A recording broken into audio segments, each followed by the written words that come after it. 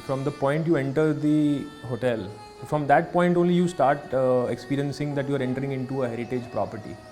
My name is Adhiraj Singh Shekhawat and I belong from the Shahpura family. So right now you are at Shahpura House, which was our earlier residence. So when this was passed on to my father, so he thought of converting this into a small guest house. And so that's how the journey began in 1990 with 3 rooms. See, the old architecture, definitely that was kept in mind, that we'll retain it as much as we can. And the rest part which you see, like the paintings, the frescoes, those are all newly done.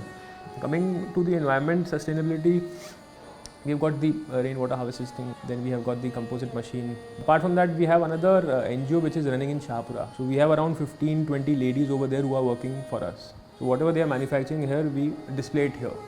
Whatever is your best selling part, like that USP should not go away.